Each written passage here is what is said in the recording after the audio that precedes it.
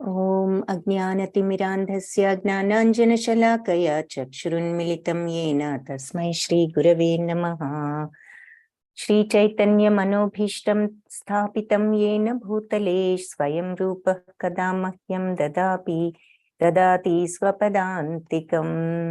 నమో ఓం విష్ణుపాదాయ కృష్ణప్రేష్ఠాయ భూతలే శ్రీమతే భక్తివేదాంత స్వామీతి నామినే.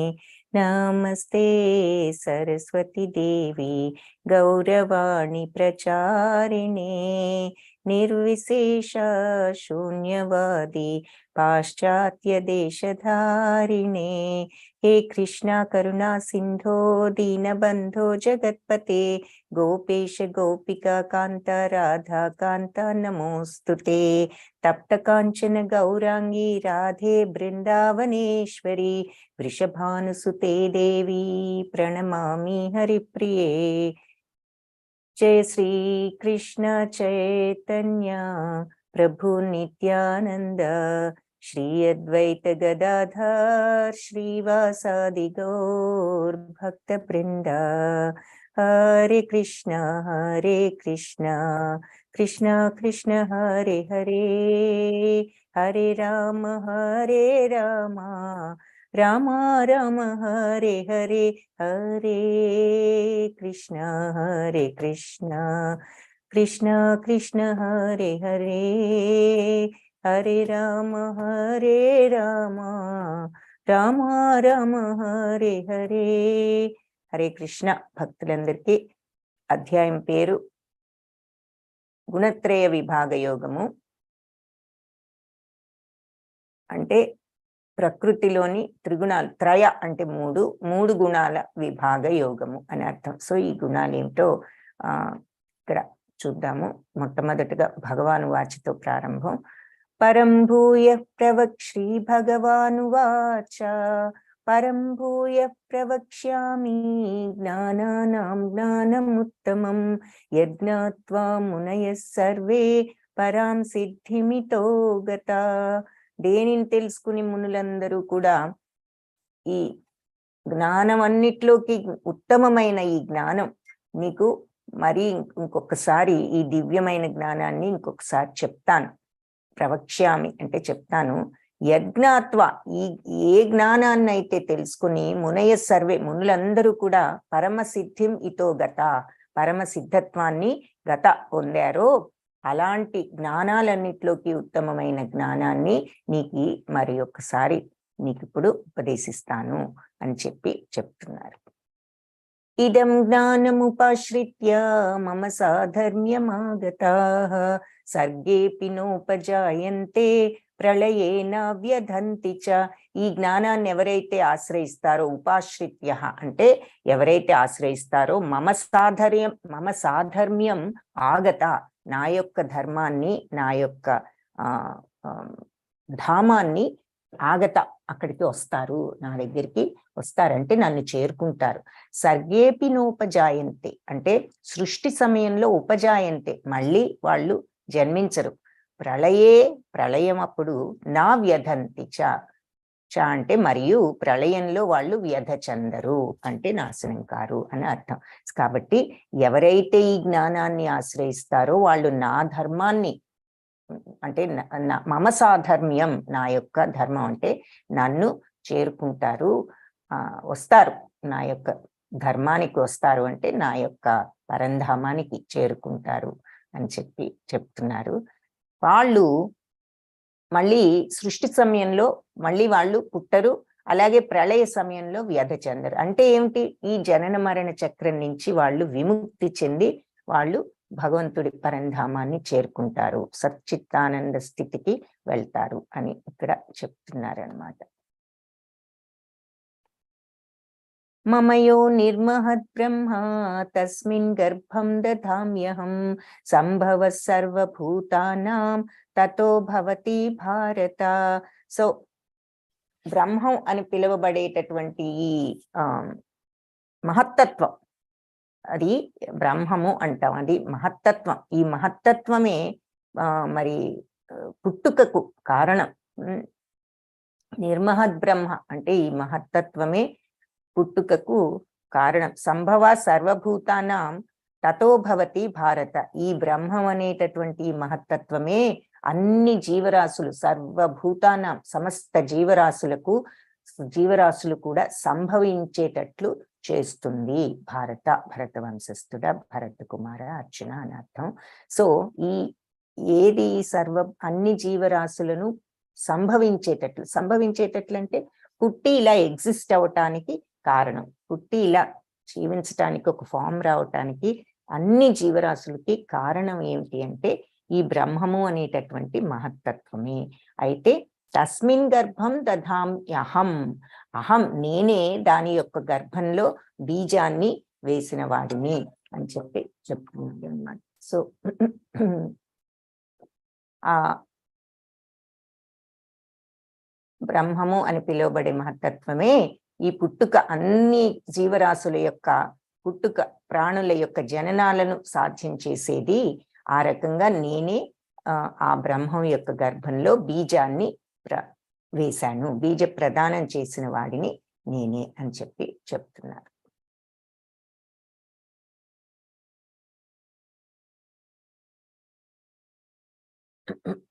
సో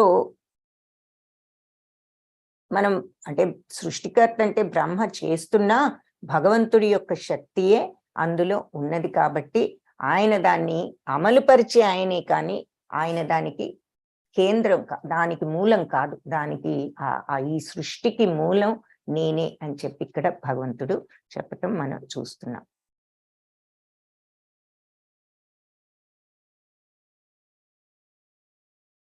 సర్వయోనిషు కౌంతేయ మూర్తయ సంభవంతియ తాసాం బ్రహ్మ మహత్యోని అహం బీజ ప్రదాపిత. సో కౌంతేయ, ఈ ప్రకృతిలో జన్మించడం ద్వారానే అన్ని జీవులు కూడా ప్రకటితమయ్యాయి. సర్వయోనిషు కౌంతేయ మూర్తయ సంభవంతియ, అంతే కదా. మరి జీవులన్నీ సమస్త జీవులు, మనుషులే కాదు, మరి చెప్పుకున్నాం పక్షులని, మరి జంతువులని, జలరాశులు, జలంలో ఉండే జీవరాశులు కానీ అన్నీ కూడా ఈ భౌతిక ప్రకృతిలో వాళ్ళు ఒక ఫామ్ జన్మించటం వల్లనే అవన్నీ కూడా ప్రకటితమయ్యాయి, అంటే కనపడుతున్నాయి. కానీ వాటికి విత్తనం ఇచ్చే తండ్రి తాసాం బ్రహ్మ మహద్యోని, వాటన్నిటికీ కూడా అహం బీజప్రద పిత, నేనే బీజాన్ని నాటిన తండ్రిని అని చెప్తున్నారనమాట. సో ఏ జీవరాశి అయినా ఈ ప్రపంచంలో ఒక ఫామ్ అనేది, ఆకారం అనేది ఇక్కడ ఉంటోంది అంటే అది ఆ భగవంతుడి యొక్క బీజ ప్రదానం వల్లే జరిగింది అని మనకి ఇక్కడ అర్థం అవుతుంది. సో ఈ 84 లక్షల జీవరాశులు ఉన్నాయని చెప్పుకున్నాం. మరి జలరాశులు, పురుగులు, మరి ఇవేమో రెప్టైల్స్, ఇవి రెప్టైల్స్, తర్వాత మరి పురుగులు, పక్షులు, మరి జంతువులు, ఆ తర్వాత మనుషులు, అన్నీ కూడా భగవంతుడి యొక్క బీజ ప్రదానం వల్లే సంభవించాయి. సత్వం రజస్తమాయితి గుణ ప్రకృతి సంభవాః నిబధ్నంతి మహాబాహో దేహే దేహినమవ్యయం. సో ఈ భౌతిక ప్రకృతి సత్వగుణం, రజోగుణం, తమోగుణం అనేటటువంటి ఈ 3 గుణాల్ని ఇది గుణ ప్రకృతి సంభవ. ఈ భౌతిక ప్రకృతి ఈ 3 గుణాలతో నిండి ఉంటుంది. ఏమిటి ఆ 3 గుణాలంటే సత్వగుణం, రజోగుణం, తమోగుణం. సరే, సత్వగుణాన్ని ఎల్లోలో కానీ వైట్ లో కానీ చూపిస్తారు, అంటే సాత్వికం, మంచితనం. రజోగుణం రెడ్, ఎందుకంటే ప్యాషన్ అని ఇంగ్లీష్ లో అంటాం, తెలుగులో కోరిక, ఫుల్ ఆఫ్ డిజైర్స్ అన్నమాట. ఈ భౌతిక ప్రపంచంలో వాంఛలు తీర్చుకునేటటువంటి అంటే వాంఛలు విపరీతంగా ఉన్నటువంటి మనస్తత్వం. ఇకపోతే నలుపు తమో గుణాన్ని సూచిస్తుంది, అది అజ్ఞానానికి సూచన.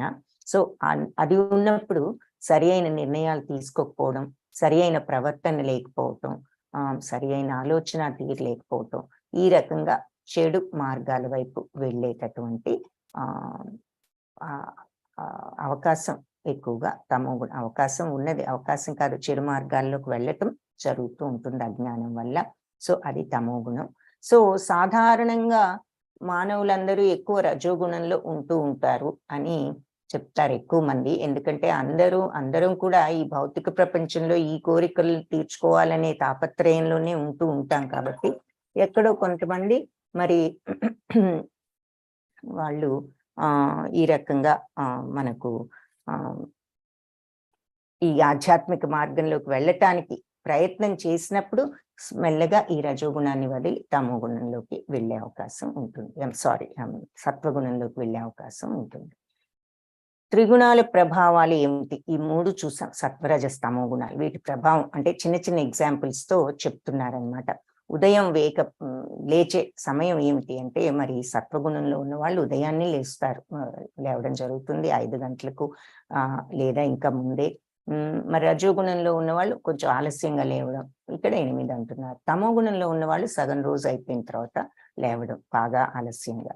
అలాగే లేచిన తర్వాత ఏం చేస్తారు? సత్వగుణంలో ఉన్న వాళ్ళు ముందు ఆధ్యాత్మిక కార్యకలాపాలు సాగిస్తారు, భగవంతుణ్ణి ధ్యానించటం, జపించటం, ఇటువంటివి. మరి రజోగుణంలో ఉన్న వాళ్ళు ఎప్పుడు భౌతిక ప్రపంచానికి అటాచ్ అయిపోయి ఉంటారు. వాళ్ళు ఆధ్యాత్మికంగా ఆలోచన తక్కువగా ఉంటుంది. ఎక్కువ ఎంతసేపు మన ముందున్నది ఇది, ఇక్కడ ఏం చేయాలి, ఇక్కడే సంపాదించాలి, ఇక్కడేం అనుభవించాలి అని ఆలోచనలోనే ఉంటారు. కాబట్టి లేచిన వెంటనే మరి శరీరానికి సంబంధించి నేను మంచి ఆరోగ్యం ఉండాలి, ఎక్సర్సైజ్ చేయటం, ఇటువంటి తప్పని కాదు, అది చేయడం తప్పని కాదు. కానీ ఫోకస్ దేని మీద ఉన్నది అన్నది ఇక్కడ పాయింట్. ఉద్యోగం ఏమి ఎక్సర్సైజ్ చేయడం తప్ప అని మనకు డౌట్ వస్తుంది. అది కాదు, చెయ్యాలి. మన బాడీని ఎప్పుడు కూడా సరిగ్గా చూసుకోవాలి. ఎందుకు? భగవంతుడే ఉన్నాడు మన బాడీలో, పరమాత్మ ఆయన. కాబట్టి మన బాడీని కూడా మనం రెస్పెక్ట్ చేసి సరి అయిన తీరులో చూసుకోవాలి. చెడు అలవాట్లు లేకుండా మంచి మార్గంలో ఆరోగ్యంగా ఉంటూ చూసుకోవడంలో తప్పులేదు. కానీ ఫోకస్ దేని మీద? అన్నిటికీ ముందు భగవంతుడి మీద ఫోకస్. సత్వగుణంలో ఉన్న వాళ్లకు ప్రొద్దున్నే చేయవలసిన మొట్టమొదటి పని భగవంతుడిని ధ్యానించటం, జపించటం అని చెప్పి మనకు ఇక్కడ మీనింగ్ అన్నమాట. సో అది లేకుండా మనం కేవలం ఇక లేవటంలోనే ఈ భౌతిక ప్రపంచపు గొడవలో పడిపోయినట్లుగా అందులోనే ఉంటావు రజోగుణం. అందుకని ఇది ఎగ్జాంపుల్ గా చూపిస్తున్నారు. అంతేగాని ఎక్సర్సైజ్ చేయడం తప్పని కాదు. తర్వాత తమో గుణం అయితే ఇంకా వాళ్ళు లేచిన తర్వాత కూడా సమయాన్ని ఎలా వృధా చేస్తారు, ఏ రకంగా ఆలోచన తీరులో విచక్షణ లేకుండా వృధాగా సమయం చేసి లేజీగా ఉండటం సూచిస్తోంది ఆ బొమ్మ. అది మనకి ఇక్కడ తెలుస్తోంది. ఇకపోతే నెక్స్ట్ ఈ త్రిగుణాల యొక్క ప్రభావం ఎలా ఉంటుంది అన్నది చెప్తున్నారు. సో త్రిగుణాల యొక్క ప్రభావం ఏమిటి అంటే, మరి సత్వగుణంలో ఉన్న వాళ్ళు ఇలా ఆధ్యాత్మికంగా ముందుకు వెళ్ళటానికి, పురోగమించడానికి ప్రయత్నిస్తారు. భగవంతుడి గురించి తెలుసుకోవడం, వినటం, శ్రవణం, కీర్తనం, స్మరణం, ఇటువంటివి చేస్తూ ఉంటారు. మరి అదే రజోగుణంలో ఉన్న వాళ్ళు మరి ఈ ప్రపంచానికి అటాచ్ అయిపోయి ఉంటారు. కాబట్టి ఈ ప్రపంచంలో సుఖాలు ఎలా పొందాలి అనేటటువంటి విషయం మీద వాళ్ళు కాన్సన్ట్రేట్ చేస్తారు. తర్వాత మరి తమో గుణంలో ఉన్న వాళ్ళు అసలు ఎలాంటి పుస్తకాలు చదువుతారు అనేది చెప్తున్నారు. వీళ్ళేమో ఆధ్యాత్మిక పుస్తకాలు, వీళ్ళు ఈ ప్రపంచంలో ఏ రకంగా మనం కోరికలు తీర్చుకోవడానికి ఉపయోగపడేటటువంటి సాహిత్యం. ఇకపోతే తమో గుణంలో ఉన్న వాళ్ళు ఎందుకు పనికిరాని సాహిత్యం అంటే కల్పిత సాహిత్యం. ఈ కామిక్స్ చదవటంలో తప్పే ఉంది, పిల్లలందరూ చదువుతున్నాం అని చెప్పొచ్చు. అది వేరు. పిల్లలకు చదువుతున్నాం అంటే చిన్నతనంలో వాళ్ళకి చదువు మీద ఇంట్రెస్ట్ కి ఏదో కొంచెం కలిగించడానికి చదవచ్చు. కానీ అదే ధ్యాసలో ఉంటూ సరి అయిన సాహిత్యాన్ని, సరి అయినటువంటి నాలెడ్జ్ని, జ్ఞానాన్ని తెచ్చుకోకుండా ఇలా కల్పితాలతో ఇలా పనికిరాని సాహిత్యాలే చదువుతూ ఉండే గుణం తమో గుణం. తర్వాత మరి నిద్రపోవడం కూడా, early to bed early to rise good habit అని మనం చిన్నప్పుడే చూసాం. కాబట్టి సత్వగుణంలో ఉన్న వాళ్ళు త్వరగా పడుకుంటూ త్వరగా లేవటం చేస్తూ జరుగుతుంది. అలాగే రజోగుణంలో ఉన్న వాళ్ళు కొంచెం లేటుగా పడుకోవటం, లేటుగా లేవడం. ఇక తమో గుణంలో ఉన్న వాళ్ళు అర్ధరాత్రి దాటిపోయిన తర్వాత పడుకోవటం జరుగుతుంది అన్నమాట. సో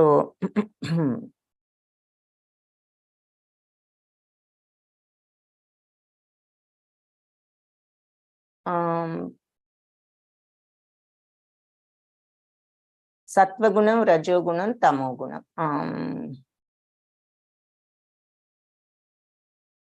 ఇవి ఈ 3 గుణాలు మాట్లాడుకుంటున్నాం. పాజిటివ్ అంటే, సత్వగుణం అంటే ఎప్పుడు సరి అయిన దృక్పథంతో ఉండటం, పాజిటివ్ గా. ప్యూర్ అంటే స్వచ్ఛమైన ఆలోచనలు. ప్లెజర్ అంటే ఇక్కడ భౌతిక సుఖాలని కాదు, ఆ స్వచ్ఛతతో వచ్చేటటువంటి శాంతి, ప్రశాంతత. డివైన్ అంటే దివ్యమైనటువంటి మనస్తత్వం, స్పిరిచువల్ అలా ఉంటారు. రజోగుణంలో ఉన్న వాళ్ళకి ఎప్పుడు కంట్రోల్ కావాలని ఉంటుంది, ప్రతిదీ నేనే కంట్రోల్ చేయాలి. తర్వాత మిక్స్డ్ గా ఉంటుంది వాళ్ళకు, ఒక్కొక్కసారి కొన్ని మంచి భావాలు ఉంటాయి, ఒక్కొక్కసారి కొంచెం చెడు భావాలు, తమో గుణం ఇలా ఉంటూ ఉంటుంది. తర్వాత స్వార్థం ఎక్కువగా ఉంటూ ఉంటుంది, నాకు ఇది కావాలి, నేను ఇది సంపాదించాలి, నేను ఈ కోరిక తీర్చుకోవాలి, ఎంతసేపు ఆ సెల్ఫిష్నెస్. తర్వాత ఇది నార్మల్ గా హ్యూమన్ బీయింగ్స్ అందరికీ ఉండేటటువంటి మెంటాలిటీ అని చెప్తున్నారు రజోగుణం. తమో గుణం వచ్చి నెగిటివ్, ఎప్పుడు అన్ని కూడా నెగిటివ్ గా ఆలోచించరు, ప్రతి దానిలోనూ నెగిటివిటీ చూడటం, మంచిని చూడకుండా చెడే చూడటం, మరి ఎప్పుడు కూడా ఆలోచన విధానంలో స్వచ్ఛత లేకపోవటం, ఎప్పుడు ఏదో బాధలో ఉంటున్నాం అనే ఫీలింగ్, తర్వాత కొద్దో గొప్ప మరి రాక్షస ప్రవృత్తి కూడా ఉండటం ఈ తమో గుణంలో వాళ్ళకు ఉండే లక్షణాలు అని చెప్తున్నారు. సో ఇక్కడ ఏమంటున్నారంటే, మీరు గమనించినట్లయితే భగవంతుడే మాట్లాడుతున్నారనమాట. ఇంకా పాపరహితుడైన అర్జున, అనఘ అన్న మాట వాడతారు. అనఘ అంటే పాపరహితుడా. వాటిలో ఈ 3 గుణాల్లోకి సత్వగుణం నిర్మలమైనది కావడం వల్ల అది ప్రకాశింపచేస్తూ మనిషిని అన్ని పాపాల నుంచి విముక్తి చేస్తుంది. సో న్యాచురల్లీ మనందరికీ కూడా అర్థమవుతుంది సత్వగుణం ఈ 3 నిర్మలమైనది కాబట్టి, సత్వగుణం ఉన్న వాళ్ళు అది ఏం చేస్తుంది అంటే అది మనిషిని అన్ని పాపాల నుంచి విముక్తి చేస్తుంది, మనిషిని ప్రకాశింపజేసి.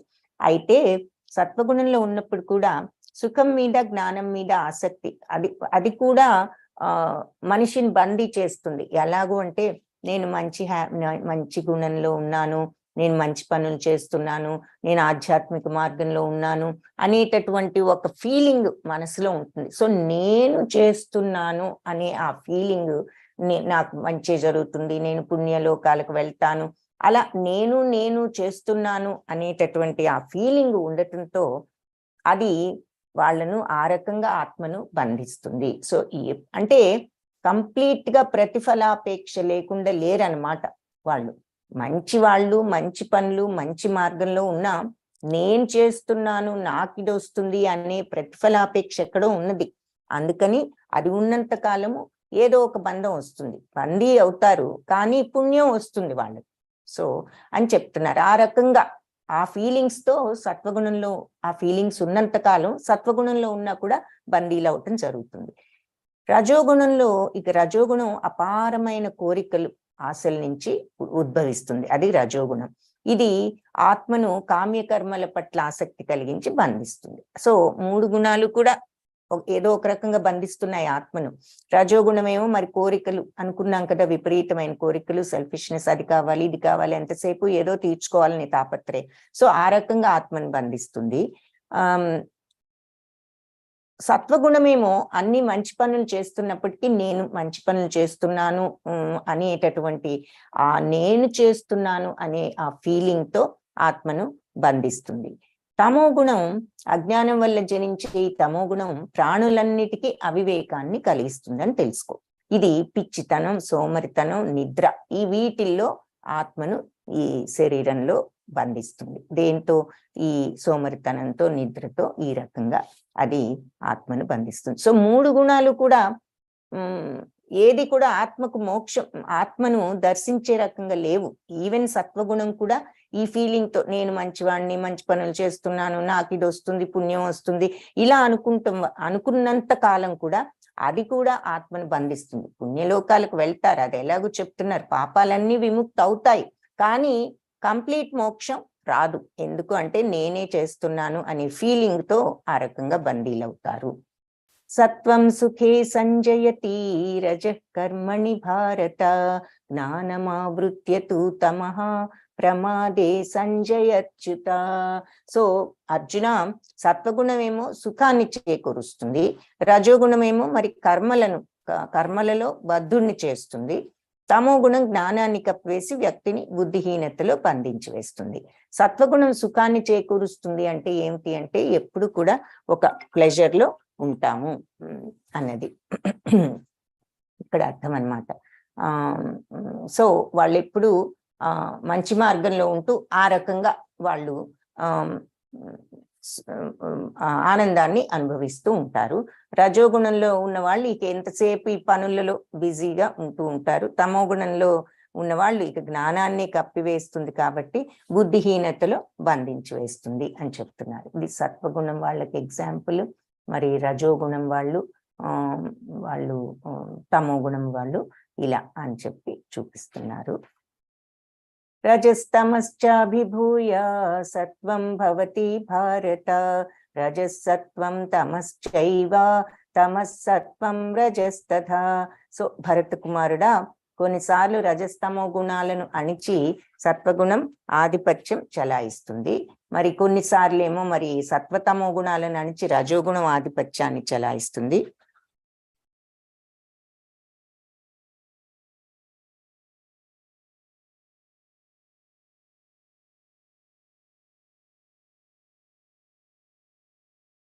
ఒక్క నిమిషం.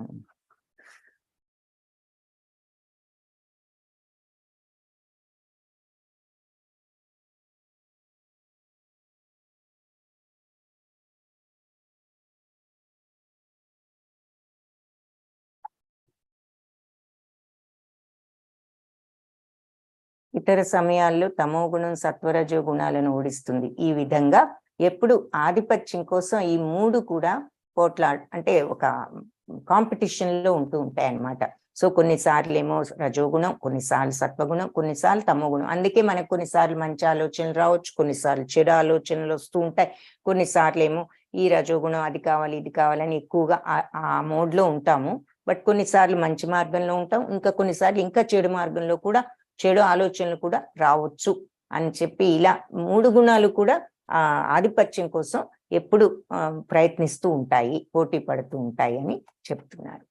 సర్వద్వారేషు దేహేస్మిన్ ప్రకాశ ఉపజాయతే, జ్ఞానం యదా తదా విద్యాత్ వివృద్ధం సత్వమిచ్యుత. సో దేహంలో అన్ని ద్వారాలు గనుక జ్ఞానంతో ప్రకాశితమైనప్పుడు అది సత్వగుణం అని మనం అర్థం చేసుకోవాలన్నమాట. సో ఈ సత్వగుణం ఉన్న వాళ్లకు అన్ని ద్వారాలు, నవద్వారాలు అంటారు కదా దేహంలో, అంటే కంప్లీట్ గా వాళ్ళు ఆ సత్వగుణ జ్ఞానం కంప్లీట్ గా జ్ఞానంతో ఉంటారు అన్నది చూడాలి ఇక్కడ, అన్నది ఇక్కడ పాయింట్ అన్నమాట. అంటే ఒక్కొక్క గుణానికి ఏం జరుగుతుంది అనేది, ఏమిటి దాని ఇన్ఫ్లుయెన్స్, దాని యొక్క ప్రభావం ఏంటన్నది చెప్తున్నారు. సో సత్వగుణంలో ఉన్న వాళ్ళు మరి వాళ్ళకంతా కూడా జ్ఞానం, వాళ్ళకి ఫుల్ గా జ్ఞానం అనేది ఉంటుంది. కాకపోతే ఏమిటి అంటే కొంచెం ఇది నేను చేస్తున్నాను అనే ఫీలింగ్ ఇంకా వాళ్ళకి పోలేదన్నమాట. ఓ భరతులలో ప్రధానుడ, రజోగుణంలో ఉన్నప్పుడు ఏమవుతుంది అంటే లోభం అంటే దురాశ, లోభం అంటే దురాశ, కామ్యకర్మల కోసం తీవ్రమైన ప్రయత్నం, ఎంతసేపు అది కావాలి ఇది కావాలని ఎంతసేపు ఆ తీవ్ర ప్రయత్నంలో ఉంటారు. అదుపులేని కోరికలు, అత్యాశ కూడా పెంపొందుతాయి రజోగుణం వలన అని చెప్తున్నారు. చిన్న ఎగ్జాంపుల్ మనకి, ఇది ఎంత ధనం ఉన్నా ఇంకా కావాలి అన్నట్లుగా, ఇది ఎంత నాది నాకు కావాలి అనే ఫీలింగ్ ఇక్కడ మనకి చిత్రంలో చూపిస్తున్నారు. ధనం సంపాదించడంలో తప్పే ఉంది అనుకుంటే తప్పు లేదు, కానీ మన ఇంటెన్షన్స్ ఎలా ఉన్నాయి, భగవంతుడి కార్యాలు ఏమైనా మనం ఆధ్యాత్మికంగా పురోగతి చెందుతున్నామా, లేదంటే ఈ భౌతిక ప్రపంచంలో పడి ఎంతసేపు ఈ రకమైన మార్గంలోనే ఉంటూ ఏమాత్రం ఆధ్యాత్మికంగా మనం ప్రగతిని సాధించలేకుండా ఉంటున్నామా అన్నది ఇక్కడ పాయింట్. మనం డబ్బు సంపాదిస్తే కూడా ఒక రూల్ ఉంది, ఎంతో కొంత నీ కోసం కొంత దాచుకుని, కొంత అందరికీ ఉపయోగపడేటట్టు, కొంత భగవంతుడి కార్యాలకు ఇలా చేయాలి అని చెప్పి. సో ఆ తీవ్రమైన కోరిక, ధనం మీద ఈ కోరికలతో ఈ భౌతిక ప్రపంచపు వాంఛలు సుఖాల మీద లేకుండా, ఆధ్యాత్మికత మీద లేకుండా ఉన్నప్పుడు అది ఇలాంటి మెంటాలిటీగా ఉంటుంది అని చెప్తున్నారు. కురునందన, అజ్ఞానం, సోమరితనం, నిర్లక్ష్యం, మోహం, ఇవి తమో గుణం యొక్క ముఖ్య లక్షణాలు. ఏంటి అంటే మరి అజ్ఞానము, సోమరితనం, నిర్లక్ష్యం, దేని మీద శ్రద్ధ లేకపోవటం, నిర్లక్ష్యం అంటే మోహం, అంటే ఇంకా వాళ్ళ భ్రాంతిలో వాళ్ళు ఉంటూ ఏది మంచి ఏది చెడు అనే విచక్షణ తెలుసుకోవాలనే ప్రయత్నం కూడా చేయకుండా ఉండటం. సో సింపుల్ ఎగ్జాంపుల్స్ ఇక్కడ ఏం చూపిస్తున్నారంటే మనకు అర్థమయ్యేటట్లు డ్రగ్స్, డ్రింకింగ్, ఇవన్నీ వేసుకుని కూర్చుంటే మరి డెఫినెట్ గా తమో గుణం అని చెప్పొచ్చు.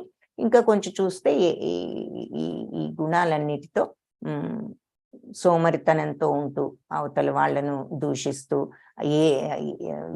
మంచి చెడు విచక్షణ లేకుండా ఉండటం, ఇవన్నీ తమో గుణ లక్షణాలు.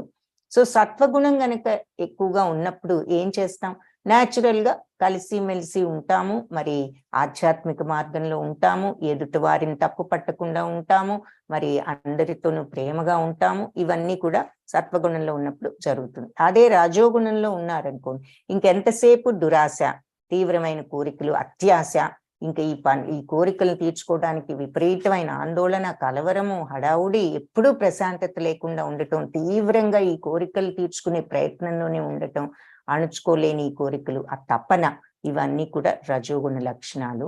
తమో గుణంలో ఉంటే కంప్లీట్ అంధకారం, ఎక్కడ ఏం చేస్తున్నామని ఇది కూడా లేదు. ఇక్కడ సోమరితనం, బుద్ధిహీనత అంటే ఏమిటి, మంచి చెడు విచక్షణ గురించి ఆలోచించకుండా ఉండటం. మంచి చెడు విచక్షణ లేదు అంటే బుద్ధి లేదని, ప్రతి వాళ్ళకి బుద్ధి ఉంది, ఆ బుద్ధిని ఏమాత్రం ఉపయోగించకుండా ఇలా అందుకే భ్రాంతిలో ఉండటం అంటే కంప్లీట్ గా షట్ ఆఫ్ చేయటం బుద్ధిని.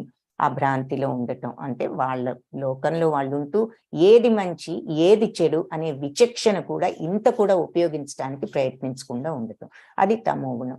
ఇక్కడ అంటే సోమరితనం అంటున్నారు, అంధకారం అని, కాబట్టి ఇలా వీళ్ళు ఈటింగ్, ఈ విపరీతమైన ఫుడ్ తినటం, అలా బద్ధకంగా ఉండటం ఒక ఎగ్జాంపుల్ గా మనకి చూపిస్తున్నారు. యదా సత్వే ప్రవృద్ధే తు ప్రళయం యాతి దేహభృత్ తదోత్తమ విదాం లోకాన్ అమలాన్ ప్రతిపద్యతే.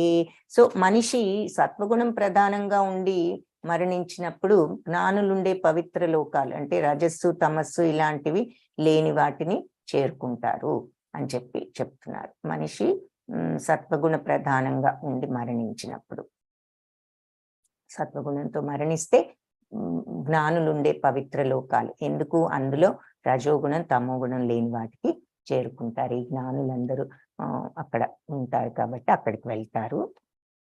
రజసి ప్రళయం గత్వా కర్మ సంగిషు జాయతే తథా ప్రలీనస్తమసి మూఢయోనిషు జాయతే. అలాగే రజోగుణంలో ఉన్నప్పుడు ప్రళయం, ఈ వాళ్ళు రజోగుణంలో ఉంటూ గతించినట్లయితే, మరణించినప్పుడు కర్మ సంగిషు జాయతే అంటే కర్మ జరిగే ప్రదేశంలో ప్రవేశిస్తారు. ఏది కర్మ జరిగే ప్రవేశం? మన భూలోకం. ఇక్కడే కదా మనం కర్మలన్నీ చేస్తూ ఉంటాం, క్రియలు. తద్వారా మనము మరి కర్మ బంధాలను తెచ్చుకుంటూ ఉంటాం. మరి ఈ కర్మలు చేయడం వల్ల ఎప్పుడు కర్మబంధాలు తెచ్చుకోము అంటే ప్రతిఫలాపేక్ష లేకుండా చేయగలిగినప్పుడు కర్మబంధాలు అంటుకో. బట్ మోస్ట్ ఆఫ్ అస్ ఏదో ఒక ప్రతిఫలం కోసమే అన్నట్లు చేస్తూ ఉంటాం. అందుకని దాన్ని కర్మ సంగిషు అంటే కర్మ ప్రధానంగా ఉన్న ప్రాంతము అని పిలిచారనమాట. సో అలాంటి ప్రాంతంలో పుడతారు రజోగుణంలో వాళ్ళు, అంటే మళ్ళీ భూలోకంలో పుడతారు రజోగుణంలో వాళ్ళు. తదా ప్రలీన తమసి మూఢయోనిషు జాయతే. ఇకపోతే అలాగే తమో గుణంలో ఉన్న వాళ్ళు మూఢయోనిషు అంటే మూఢులు అంటే జంతు జాతులలో పుడతారు అని చెప్తున్నారు. సో రజోగుణంలో ఉంటే భూలోకంలో, మరి తమో గుణంలో ఉన్నప్పుడు జంతువుల జాతులలో పుడతారు. ఇక్కడ అంటే కొన్ని ఎగ్జాంపుల్స్ చెప్తున్నారు, భాష్యంలో ఉంటాయనుకుంటా, మీరు చూడొచ్చు 14th చాప్టర్ 15th శ్లోక. సో ఆ భాష్యంలో చెప్తారు, ఇప్పుడు ఇలా స్త్రీల పట్ల అంటే చెడు బిహేవియర్స్ ఉన్నప్పుడు చెట్లు లాగా పుట్టటము, ఆ తర్వాత మరి ఇంకా ఎక్కువగా నిద్రపోవటం, ఇది చేసినప్పుడు కూడా ఇదేదో నిద్ర టైప్ ఆఫ్ జంతువు అలా పుట్టడము. మరి ఇక్కడ జంతువులని చంపినట్లయితే మనుష్యులని కానీ ఒక టైగర్ లాగా పుట్టడం అని, ఆ తర్వాత ఇలా కొన్ని ఎగ్జాంపుల్స్ చూపిస్తున్నారనమాట. సో తమో గుణంలో ఉంటూ మరణించినట్లయితే జంతు జాతుల్లో పుడతారు అని చెప్పి. కర్మణ సుకృతస్యాహు సాత్వికం నిర్మలం ఫలం రజసస్తు ఫలం దుఃఖం అజ్ఞానం తమసః ఫలం. సో సత్వగుణాల్లో చేసే కార్యాలు మరి పవిత్రమైన ఫలితాలు ఇస్తాయి. సత్వగుణంతో చేస్తే అంటే ఆధ్యాత్మిక మార్గంలో ఇక్కడ టెంపుల్స్ చూపిస్తున్నారు, అంటే టెంపుల్స్ కి వెళ్ళటం అనే కాదు, ఆ ఆధ్యాత్మిక మార్గంలో ఉన్నప్పుడు అవి పవిత్రమైన ఫలితాలు మనకు వస్తాయి. మరి ఋషులు రజో తమో గుణం లేని చోటు వెళ్తారని చెప్తున్నారు కదా, సో పవిత్ర ఫలితాలు వస్తాయి. అదే రజోగుణంలో చేసిన పనులు మరి దుఃఖాలు కలిగిస్తాయి. ఈ రజోగుణం అంటే మరి ఇక్కడ కరెక్ట్ గా ఎంతో బిజీగా ఉన్న సిటీ ఒక దాన్ని చూపిస్తున్నారు. సో ఆ సిటీలో నార్మల్ గా దాని లక్షణాలు ఏంటి, అందరూ బిజీ ఏదో పనులు కామ్యకర్మలు కోరికలు, ఈ కంప్లీట్ గా భౌతిక ప్రపంచపు వ్యవహారం అన్నమాట అది. సో అవి మరి అందులో మునిగినప్పుడు కలవరం చూసాం కదా, ఇంకా కోరికలు తీరలేదనే తపన, కలవరము, దుఃఖము ఇవన్నీ కూడా ఉంటాయి. ఇక తమో గుణంలో ఉండే వాళ్ళు చేసే పనులు ఎలా ఉంటాయంటే అజ్ఞానపు చీకటిని కలిగిస్తాయి అని చెప్తున్నారు. సో దానికి ఇక్కడ ఒక బొమ్మ చూపిస్తున్నారు. ఏమిటి, మెట్లు కింద, ఆ మెట్ల కింద దిగితే ఏముంది, గోడ అడ్డం ఉంది, ఇంకెటూ వెళ్ళటానికి మార్గమే లేదు. సో తమో గుణంలో ఉన్నప్పుడు ఆ అజ్ఞానంతో కప్పబడి ఇంకా మనం ఏ వైపుకి కూడా వెళ్ళలేని స్థితి, అధోగతి పాలు అయిపోతారు అన్నది ఇక్కడ సూచిస్తుంది అన్నమాట ఈ చిత్రం. సత్వాత్ సంజాయతే జ్ఞానం రజసో లోభ ఏవ చ ప్రమాదమోహౌ తమసో భవతో జ్ఞానమేవ చ. సత్వగుణంతో నిజమైన జ్ఞానం, రజోగుణంతో లోభం వస్తుంది. సత్వగుణంతో ఏమో నిజమైన జ్ఞానం సంపాదించుకోవచ్చు, రజోగుణం ఉన్నప్పుడు ఇక దురాశ, తమో గుణం ఉన్నప్పుడు నిర్లక్ష్యం, భ్రాంతి, ఇవన్నీ మోహము వృద్ధి చెందుతాయి అని మళ్ళీ ఇంకొకసారి క్లారిఫై చేస్తున్నారనమాట ఈ లక్షణాలను. ఊర్ధ్వం గచ్చంతి సత్వస్థా మధ్యే తిష్టంతి రాజసా జఘన్య గుణవృత్తిస్థా అధో గచ్చంతి తామసాః. ఊర్ధ్వం గచ్చంతి సత్వస్థ, సత్వగుణం ఉన్నప్పుడు ఊర్ధ్వలోకాలు ప్రాప్తమవుతాయి, పైలోకాలకు వెళ్తారు. మధ్యే తిష్టంతి రాజస గుణం ఉన్నప్పుడు ఈ మధ్యలోకాల్లోనే తిష్ట వేసి కూర్చుంటారు, ఎప్పుడు భూలోకంలోనే పుడుతూ ఉంటారు. జఘన్య గుణవృత్తిస్థ, ఇకపోతే అధోగచ్చంతి తామస, తమో గుణంలో ఉండే వాళ్ళు అధోగతి పాలవుతారు, అంటే కింది లోకాలు వెళ్తారు అని అంటున్నారు. సో ఇక్కడ మీరు గోలోక చార్ట్ చూసే ఉంటారు. హరే కృష్ణ మాతాజీ, గోలోక చార్ట్ పోస్ట్ చేశామా మాతాజీ? మనం గోలోక చార్ట్ మాతాజీ వాళ్ళు పోస్ట్ చేసే ఉంటారు, మీకు సరే గుర్తు చేస్తాను మాతాజీ పోస్ట్ చేశారేమో అనుకుంటున్నాను. హరే కృష్ణ మాతాజీ, కొంచెం డిస్టర్బెన్స్ వస్తా ఉంది. ఒకసారి మాతాజీని అడుగుతాను మాతాజీ, చేయకపోతే చేయమని. ఓకే మాతాజీ, గోలోక చార్ట్ ఒకవేళ ఆల్రెడీ పోస్ట్ చేయకపోతే చేస్తారు మాతాజీ వాళ్ళు. సో మీరు అది చూడండి, అందులో క్లియర్ గా ఈ 14 లోకాలు కింద ఇక్కడ గర్భోదక సాయి విష్ణు, అంటే పైన లోకంలో మనకు గోలోకం కనిపిస్తుంది, రాధాకృష్ణులు, ఆ తర్వాత మరి విష్ణువు, ఆయన నుంచి కారణోదక సాయి విష్ణు, అంటే ఆయనే ఈ మొత్తం యూనివర్స్ కి కారకుడు అని ఆ కారణోదక సాయి విష్ణు ఉంటారు. నెక్స్ట్ ఆయన కింద విస్తరణ, అంటే భగవంతుడి యొక్క శక్తిలో ఉన్న విస్తరణలు అన్నమాట. నెక్స్ట్ గర్భోదక సాయి విష్ణు, ఈ గర్భోదక సాయి విష్ణు నుంచే మన భౌతిక ప్రపంచం ఆయన నాభి నుంచి జన్మించింది, అందులో నుంచి బ్రహ్మదేవుడు రావటం, ఆయన అన్ని లోకాలు, ఈ 14 లోకాలు ఉన్నాయి భౌతిక ప్రపంచంలో. ఆ పై లోకం బ్రహ్మలోకం అన్నమాట, సత్యలోకం అని కూడా అంటారు. ఆ పైన మరి సత్యలోకం, బ్రహ్మలోకము, తపోలోకం, జనలోకం, మహర్లోకం, సువర్లోకం, మరి అవన్నీ అయిన తర్వాత భూలోకం మధ్యలో ఉంటుంది.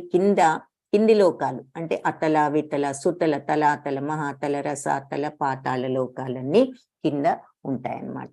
సో ఇవన్నీ సత్యలోకం, తపోలోకం, జ్ఞానలోకం అంటే సప్త ఋషులు ఉండే మహర్లోకము, స్వర్గలోకం, ఇంద్రలోకము, గంధర్వులు, అసురులు, వీళ్ళందరి యొక్క నివాసాలు, ఆ తర్వాత భూలోకము, ఆ తర్వాత అతల వితల సుతల తలాతల మహాతల రసాతల పాతాళ లోకాలు ఇవన్నీ కింద ఉంటాయి అని మనకి చూపిస్తున్నారు. ఎందుకంటే మరి ఇక్కడ మనం చూసాం కాబట్టి పైలోకాలకు వెళ్ళి, సో సత్వగుణంలో ఉన్న వాళ్ళు ఈ పైలోకాలకు, రజోగుణంలో ఉన్న వాళ్ళు ఈ భూలోకంలోనే మధ్యలో ఉండటం, తమో గుణంలో ఉన్న వాళ్ళు ఈ కింది లోకాలకి వెళ్ళటం చూస్తున్నాము. గుణానేతానతీత్యత్రీన్ దేహి దేహ సముద్భవాన్ జన్మ మృత్యు జరా దుఃఖై విముక్తోమృతమశ్నుతే. సో ఈ దేహదారి ప్రకృతి యొక్క త్రిగుణాలను గనక అధిగమించినప్పుడు, సరే ఈ 3 గుణాలు ఉన్నాయి, ఒక్కొక్క గుణం ఒక్కొక్క చోటికి పైలోకమో మధ్యలోకమో కింది లోకానికో తీసుకువెళ్తున్నాయి.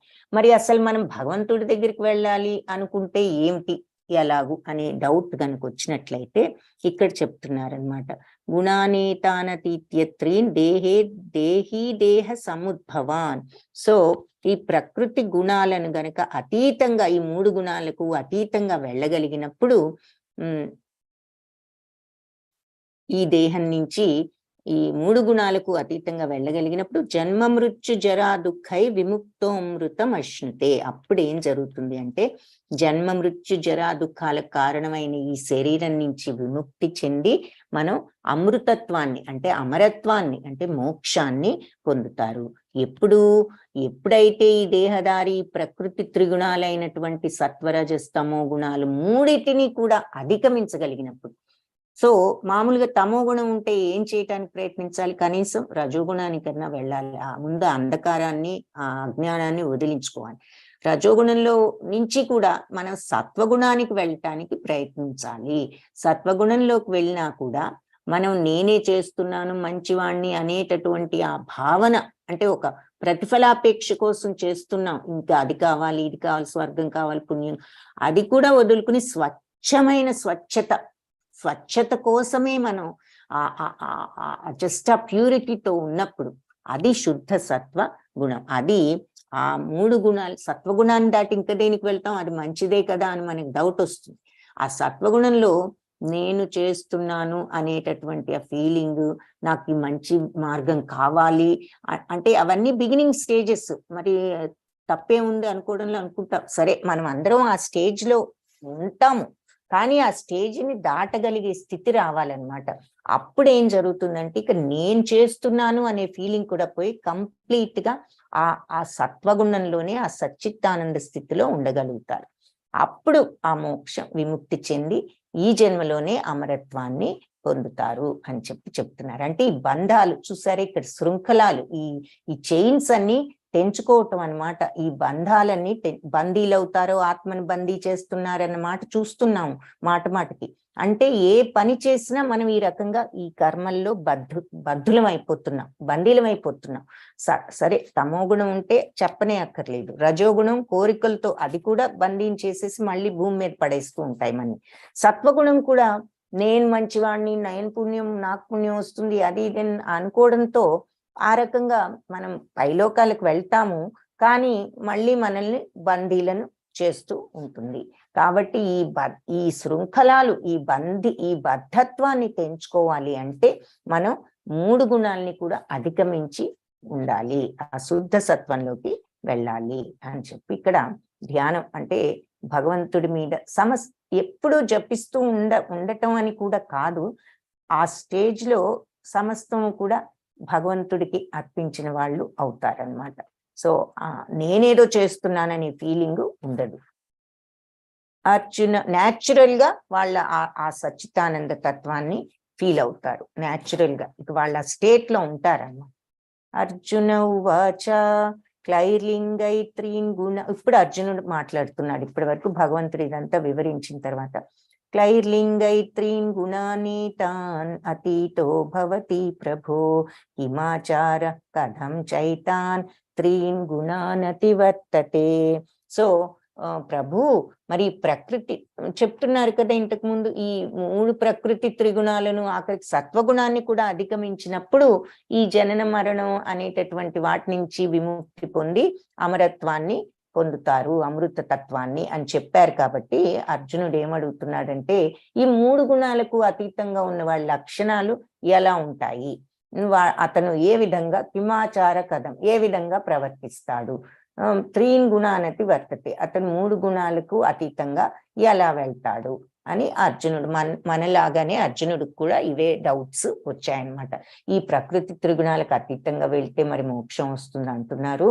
అలా అతీతంగా ఉండేవాడు అసలు ఎలా ఉంటాడు, వాడి లక్షణాలు ఎలా ఉంటాయి, ఏ విధంగా ప్రవర్తిస్తాడు, అతను ఏ విధంగా ఈ బంధాలకు అతీతుడు అవుతాడు అని అడుగుతున్నాడు. మీకు గుర్తుంటే 12th చాప్టర్ లో మనం శుద్ధ భక్తుల లక్షణాలు చూసాం, అది భక్తి యోగం. ఇక్కడ మనం జ్ఞాన యోగంలో ఉన్నాం. ఇప్పుడు 3 గుణాలకు అతీతంగా వెళ్ళే భక్తుడి లక్షణాలు ఎలా ఉంటాయి అనేది, 3 గుణాలకు అతీతంగా వెళ్ళిన వాడి లక్షణాలు ఎలా ఉన్నాయని అర్జునుడు అడిగిన దానికి సమాధానం భగవంతుడు ఇస్తున్నారు. ఏమిటో ఒకసారి చూడండి. పాండుకుమార, శ్రీకృష్ణ భగవానుడు పలికారు ఏమని? పాండుకుమార, ప్రకాశము, ఆసక్తి, మోహము కలిగినప్పుడు ద్వేషించని వాడు, అంటే ఏదైనా కొంచెం గొప్ప ఏదైనా ఉన్నా ఎవరిని ద్వేషించని వాడు, అది లేనప్పుడు ఏదైనా కావాలి అని కోరుకోని వాడు, భౌతిక గుణాల యొక్క ఈ ప్రతిచర్యల ద్వారా అస్థిరపడకుండా, బ్యాలెన్స్ లేకుండా బాగా టర్బ్యులెంట్ అయిపోయేవాడు, ఏదైనా రాగానే కలవరపడిపోవటం, అది లేకుండా కలవరపడకుండా తటస్థంగా అతీంద్రియంగా ఉండిపోయేవాడు. ఏది జరిగినా తటస్థం అంటే బ్యాలెన్స్డ్ గా, ఇంద్రియాల ప్రభావాలకు లోను కాకుండా, సెన్సెస్ కి లోను కాకుండా, అంటే కోపం తెచ్చుకోకుండా, దుఃఖం తెచ్చుకోకుండా, అలా బ్యాలెన్స్డ్ గా ఏది జరిగినా బ్యాలెన్స్డ్ గా ఉండేవాడు. ఆత్మయందే స్థితుడై, ఆనందం బాధను ఒకేలాగా చూస్తూ. కాబట్టి ఆత్మయందే స్థితుడై అని ఎప్పుడంటాం? ఆనందాన్ని బాధని ఒకేలాగా ఉన్నప్పుడు. మట్టి రాయి బంగారాన్ని సమదృష్టితో చూచేవాడు, అంతా సమానం అనుకునేవాడు. కావలసినవైనా అవాంఛనీయ, మనకు అక్కర్లేనివైనా ఏది జరిగినా సరే, ఏది వచ్చినా, మనకు కావాల్సింది వచ్చినా ఒకే రకంగా ఉంటున్నాము, అక్కర్లేనిది వచ్చినా ఒకే రకంగా ఉంటున్నాం, సమానంగా బ్యాలెన్స్డ్ గా ఉండగలుగుతున్నాం. ప్రశంస అయినా నిందైనా, గౌరవం అయినా అగౌరవమైనా, ఏ పరిస్థితులైనా సమంగా ఉండేవాడు. స్నేహితుడైనా శత్రువునైనా ఒకేలాగా చూసేవాడు.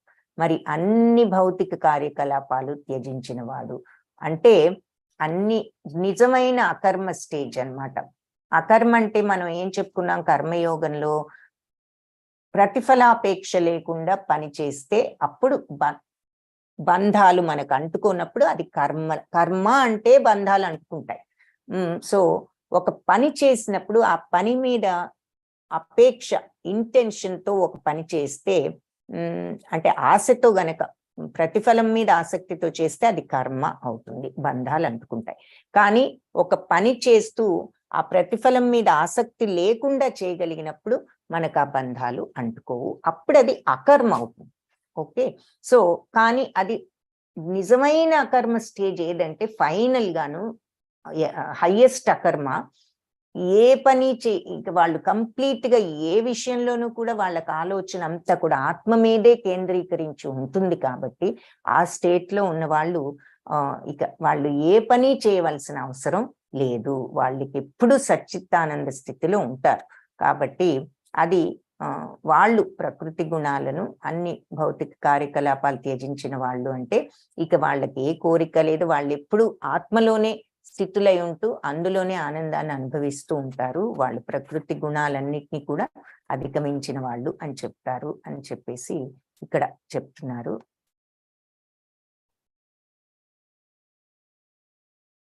సో ముఖ్య లక్షణాలు ఏమిటి అంటే అన్నిటి సమయాల్లోనూ బ్యాలెన్స్డ్ గా ఉండగలగటం, ఆ రకంగా స్టార్ట్ చేస్తారనమాట. వాళ్ళ యొక్క లక్షణాలు అలా ఉంటాయి. మరి బ్యాలెన్స్డ్ గా ఉంటూ ఏదైనా సరే ఒకే రకంగా ఉండగలుగుతాం. సుఖమైన దుఃఖమైన, పొగిడినా, ఎవరైనా నిందించినా, గౌరవించినా అగౌరవించినా, శత్రువునైనా మిత్రునైనా అన్నింటినీ సమదృష్టితో చూడగలిగేవాళ్ళు. సో ఈ త్రిగుణాలను అధిగమించిన వ్యక్తి లక్షణాలు ఎలా ఉంటాయి అని అర్జునుడు అడిగాడు. కాబట్టి సమస్థితి, తటస్థంగా ఉండటం, మరి ఎప్పుడూ ఒకే రకంగా ఉండటం, ఏది జరిగినా బ్యాలెన్స్డ్ గా ఉండటం, ఉద్వేగాలకు ఉదాసీనంగా ఉండటం, పరిత్పన అంటే లేకుండా, అంటే రియాక్ట్ అవ్వకుండా ఉండటం ప్రతిదానికి. మనకు ఎవరైనా ఒక చిన్న మాట అనగానే రియాక్షన్ వచ్చేస్తుంది. పైకి నోరు కంట్రోల్ చేసుకున్నా మనస్సును కంట్రోల్ చేసుకోలేము, లోపలైనా రియాక్ట్ అయిపోతూ ఉంటాం. మరి అసూయ లేకుండా ఉండటం, ఇవన్నీ ఈ ఈ త్రిగుణాలను అధిగమించిన వ్యక్తి లక్షణాలు. మీకు గుర్తుంటే గనక శుద్ధ భక్తుల లక్షణాలని మనం 12th చాప్టర్ లో చూసాం. అవి కూడా ఇవే లక్షణాలు. అంటే దాని అర్థం ఏమిటి అంటే ఏ మార్గంలో వెళ్ళినా చివరికి మనిషి ఇదే స్టేజ్ కి వచ్చినప్పుడే ఆ ఫైనల్ స్టేజ్ ఇదన్నమాట. అందుకని జ్ఞాన మార్గంలో అయినా ఇలాగే, మరి కర్మ భక్తి మార్గం అలా వెళ్ళినా కూడా ఏ మార్గంలో వెళ్ళినా చివరికి ఈ స్టేట్ కి వస్తారు అని చెప్తున్నారు. ఇకపోతే ఈ 3 గుణాలు అధిగమించిన వాడి ప్రవర్తన ఎలా ఉంటుంది అని అడిగాడు కాబట్టి అర్జునుడు మళ్ళీ మనం ఇక్కడ భగవంతుడు వివరించారు. ఇంకొకసారి ఇక్కడ చూద్దాం. అన్ని పరిస్థితుల్లో సమంగా ఉంటాం. ప్రశంస అయినా, నిందైనా, గౌరవం అయినా, అవమానమైన, ఆనందమైన, దుఃఖమైన, కావలసిందైనా, మనకి అది మంచి అనుకున్నా చెడు అనుకున్నా ఏది జరిగినా ఒకే రకంగా ఉండటం. ప్రతి ఒక్కరితో ప్రతి దానితో మరి సమంగా వ్యవహరించటం. అంటే మట్టి అయినా, రాయి అయినా, బంగారం అయినా వాళ్ళకొకటే, శత్రువు అయినా ఒకటే, మిత్రుడైనా ఒకటే, ఎప్పుడు కూడా విచిత్రంగా వ్యవహరించరు. అంటే ఒకళ్ళ మీద కోపము, అసూయ, మాటలు ఇటువంటివి ఉండకపోగా భగవంతుని శరణు వేడి ఆధ్యాత్మిక కలాపాల్లో ఉండటం అని చెప్తున్నారు. ఇవి లక్షణాలు. మాంచయో వ్యభిచారేణ భక్తి యోగేన సేవతే సగుణాన్ సమతీత్యైతాన్ బ్రహ్మభూయాయ కల్పతే.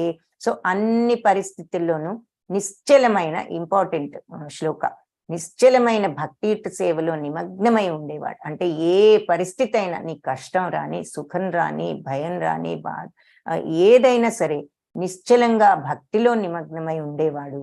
మనకు అన్ని బాగున్నప్పుడు బాగానే ఉంటుంది, ఏదైనా కొంచెం కష్టం కలగగానే వెంటనే ఏమనుకుంటాం, భగవంతుడా ఎందుకు నాకు ఈ కష్టాన్ని ఇచ్చావు అని వెంటనే భగవంతుడిని బ్లేమ్ చేస్తాం. మరి సుఖం వచ్చిన రోజున తొందరగా భగవంతుడిని తలుచుకో, ఇదేదో నా గొప్పతనం, నా అదృష్టం వల్ల వచ్చింది, నేను కష్టపడబట్టి వచ్చింది అనుకుంటూ ఉంటాం.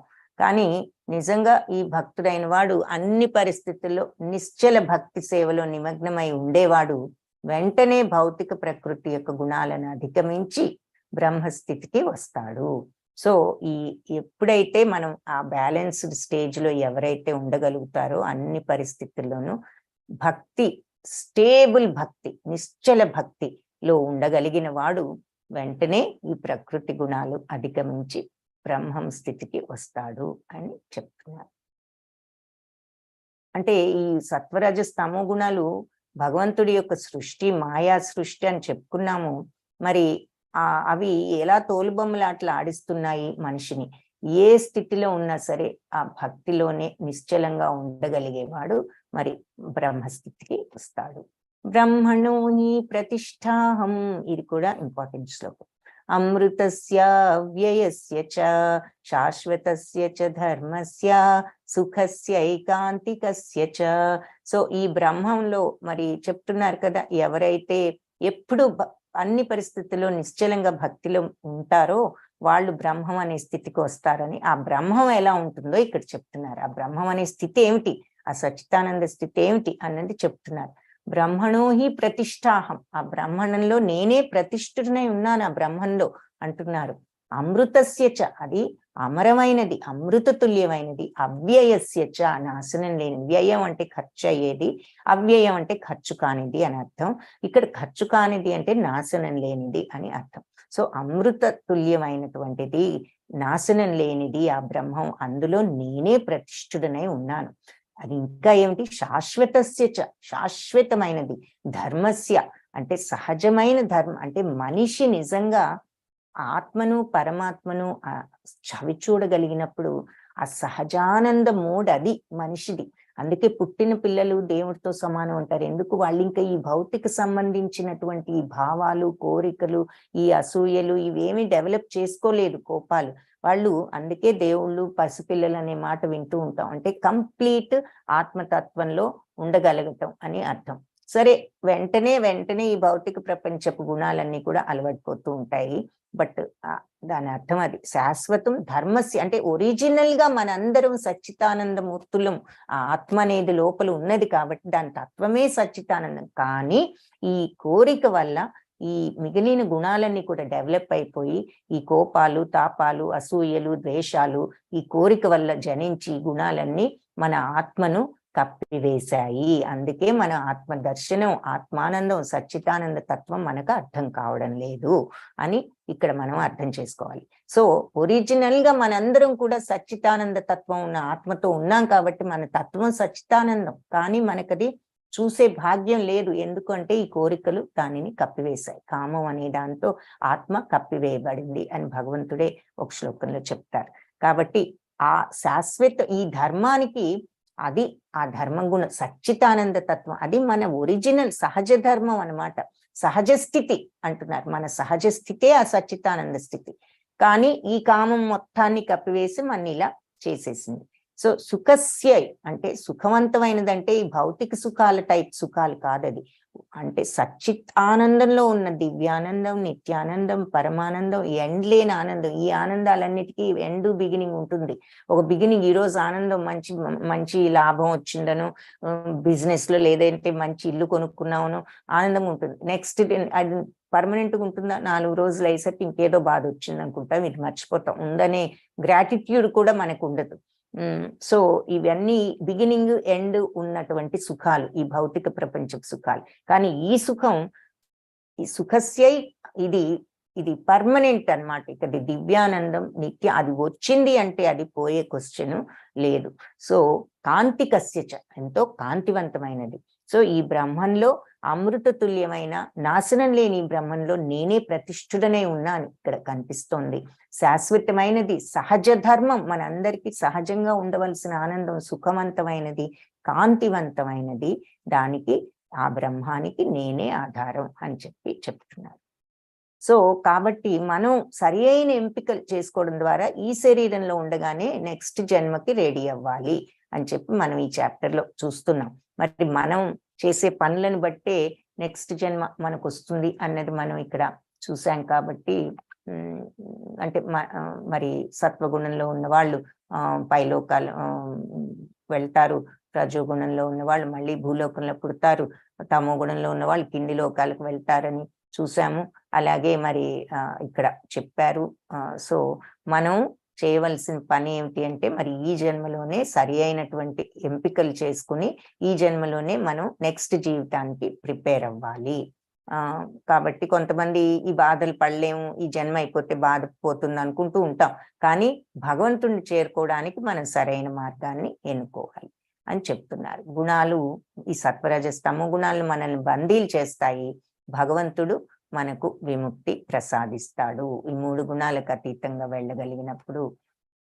హరే కృష్ణ కృష్ణ కృష్ణ హరే హరే, హరే రామ రామ రామ హరే హరే. సో ఈ గీతా పాఠంలో మనం నేర్చుకున్నది ఏమిటో ఆల్రెడీ చాలా వరకు చూసాము. మళ్ళీ ఒకసారి సారాంశం, ఇంకొకసారి ఈ సారాంశం ఏమిటో చూద్దాము.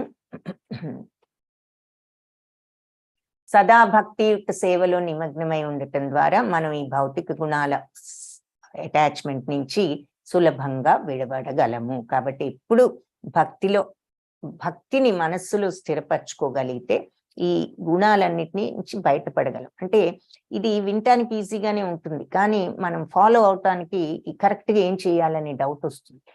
ఉదాహరణకి ఎప్పుడు భగవంతుణ్ణి మనం ఆ భగవత్ ప్రీత్యర్థం పని చేయాలి అంటే ఏమిటి? భగవంతుడికి ఏ పని అయినా భగవంతుడికి నచ్చే విధంగా చేసినప్పుడు మనకు ఆ శాంతి, ప్రతి వాళ్ళం పీస్ కావాలి అని అనుకుంటూ ఉంటాం. కానీ ఆ పీస్ కి కావాల్సింది ఏమిటో మనం చేయడం లేదు. ఎందుకు? అందరికీ ఆనందం కావాలి, అందరికీ శాంతి కావాలి. కానీ దానికి కావాల్సింది మనం ఏమిటి అంటే మరి ఎప్పుడు కూడా భగవంతుడి సేవలో నిమగ్నమై ఉండటం అని చెప్తున్నారు. అంటే ఎప్పుడు కూడా ఏది చేసినా భగవంతుడి కోసం చేస్తున్నాం, భగవత్ ప్రీత్యర్థం, ఆయనకి నచ్చే విధంగా చేయాలి. అలాంటి మెంటాలిటీ డెవలప్ చేసుకోగలిగితే ఏ పని చేసినా కూడా ధర్మ మార్గంలో చేస్తాం. అప్పుడు మనకు ఆటోమేటిక్ గా అవతల వాళ్ళ మీద ద్వేషం అనేది లేకుండా ప్రతి వాళ్ళను సమానంగా ప్రేమతో చూడగలుగుతాం. ఇటువంటివన్నీ కూడా ఎలా వస్తాయంటే భగవంతుణ్ణి మరి మనం తలుచుకుంటున్న కొద్దికి మనకి గుణాలు స్లోగా, కోపం తగ్గటం, స్మరణ చేసిన కొద్దికి కొన్ని మనలో ఉన్న బ్యాడ్ అలవాట్లు కానీ భావాలు కానీ నశించటం, తద్వారా క్రమేణా మనం ఆ సత్వగుణం వైపుకు వెళ్ళటం సాధ్యపడుతుంది. కాబట్టి అది ఇక్కడ భక్తి సేవ అంటే అర్థం. అట్లా ఉండగలిగినప్పుడు సులభంగా మనం స్లోగా ఆ అవసరమైనటువంటి లక్షణాలు పెంపొందించుకుని ఉండకూడని లక్షణాలని వదలటానికి సాధ్యపడుతుంది. అంతేకాకుండా ఎప్పుడూ భగవత్ సాంగత్యంలో ఉండటం వల్ల ఉన్నత లక్షణాలను పొందగలం. మనం ఇప్పుడు చెప్పుకున్నది అది. కాబట్టి భగవంతుణ్ణి మనసులో ప్రతిష్ఠించుకోవడానికి ప్రయత్నిస్తే ఎప్పుడు మనకది మంచి లక్షణాలను, మంచి గుణాలను ఇస్తుంది. ఆ రకమైన మార్గంలో భక్తిలో ఉండటానికి సహకరిస్తుంది. సో భగవంతుని తలుచుకోవటం అంటే మరి ఆయన మీద కొంత టైం మనం వినియోగించాలి. నామస్మరణ ఇవి చేసినప్పుడు మనకు ఆటోమేటిక్ గా భగవంతుడి మీదకి దృష్టి వెళ్తుంది. వాంఛాకల్పతరుభ్యశ్చ కృపా సింధుభ్య ఏవ చ పతితానాం పావనేభ్యో వైష్ణవేభ్యో నమో నమః. హరే కృష్ణ. ఇంతతో